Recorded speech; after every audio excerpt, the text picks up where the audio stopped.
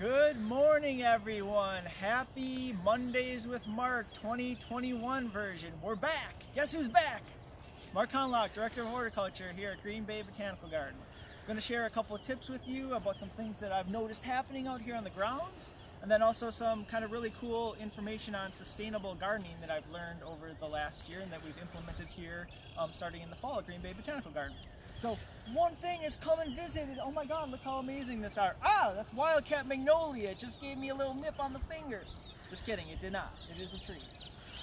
But anyway, this is a beautiful magnolia here, and you can see some of our magnolias are already starting to bloom, and it's quite a bit early. This guy over here actually, Leonard Messel, typically it peaks at around the beginning of May, and it's already starting to bloom, so we're a bit ahead of schedule. But with the temperatures that we're going to have in the next week to 10 days, I'm anticipating that everything will be kind of like in a big refrigerator and stay beautiful and open for a long time. The only concern is if we get pretty cold temperatures, below freezing significantly, these guys can actually just turn kind of like a milk chocolate color and have the milk chocolate magnolia, and then they're brown and they're kind of not their peak of glory. So if you get a chance, come and check these babies out.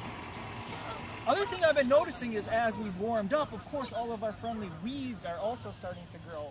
So if you see some of these little annual weeds here, I think this is a bittercress. Actually, I was going to show you all that there's a really cool website I found, Michigan State University, for identifying different spring blooming annual weeds. And these guys are great to pull out right now because they propagate from seed production, and they usually complete their life cycle really fast. So sometimes if you don't get a jump on them early in the season, they already do their thing and seed out, and then you have all these hundreds of more seedlings for next springtime. That just increases your weed problem. As you can see, if Rachel points over there, that's kind of like the situation we have going under that magnolia. So it's a good thing to do to get a jump on those weeds so that you don't have a big problem next year. I wanted to prime the pump for Earth Day next week and tell you about a couple of really interesting things that we've been experimenting out here at Green Bay Botanical Garden with. So one of the biggest things is garden cleanup.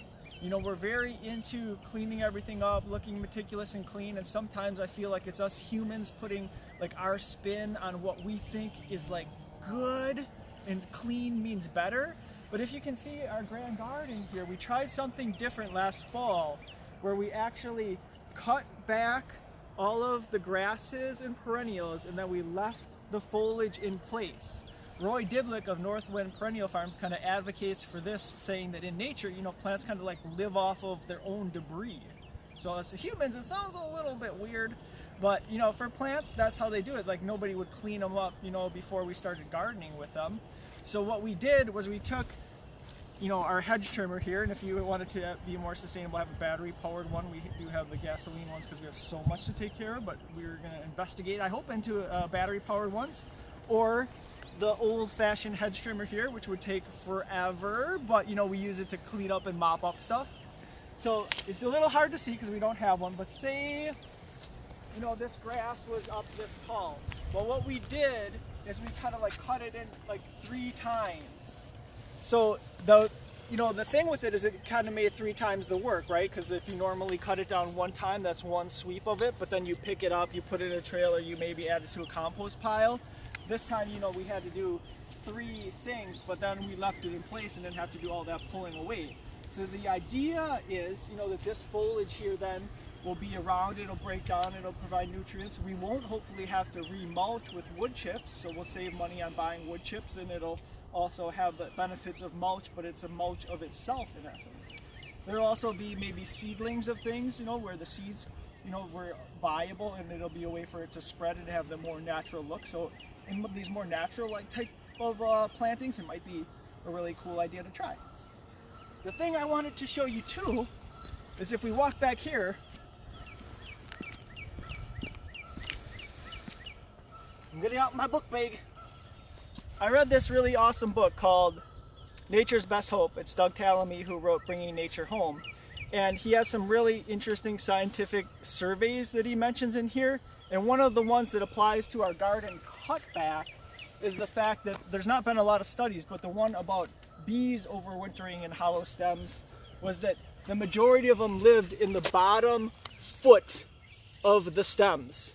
So that gives you a little bit of a quantitative guideline on how far to cut back. You know, so you wouldn't want to cut it way down there because the majority of the insects overwintering are in that bottom foot. So that's just something to think about when you're doing this. If you decide to switch, or even if you're cutting your other perennials and things back, maybe we should all leave them up a little higher than we normally do to increase the insects out there, which, as we know, there's a big problem with insects decreasing and then birds decreasing too. So the other thing I learned in that book that was really interesting was about leaves. Like a lot of caterpillars actually that, you know, feed on trees don't create the pupa that we think of as hanging like a milkweed, you know, like on a milkweed for a monarch. They actually fall to the ground and then either dig in the soil or kind of like weave their chrysalis on a leaf. 90% of the caterpillars actually do that. So if you have like a big oak tree over here, or if you have the hickory tree, you know, here, instead of like cleaning up all those leaves, you might want to leave them, especially if you have a planting garden bed, because if you remove them, you're removing where those caterpillars will pupate, so you're decreasing the insects and therefore, you know, cutting off the food web there. So I thought that was very fascinating. And then the other thing I wanted to point out was, you know, turf grass makes up such a huge part of our landscapes.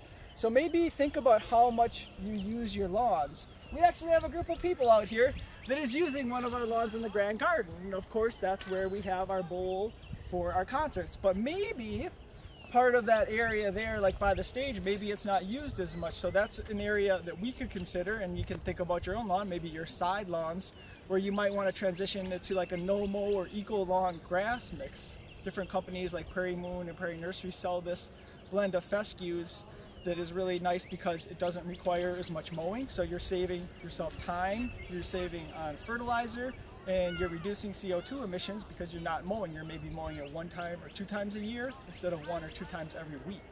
So those are just some sustainable gardening tips that I thought of.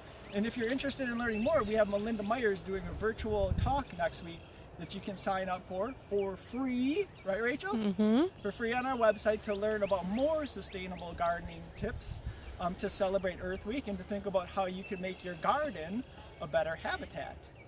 So, if you're interested in learning more and signing up for that, check out our website at gbbg.org,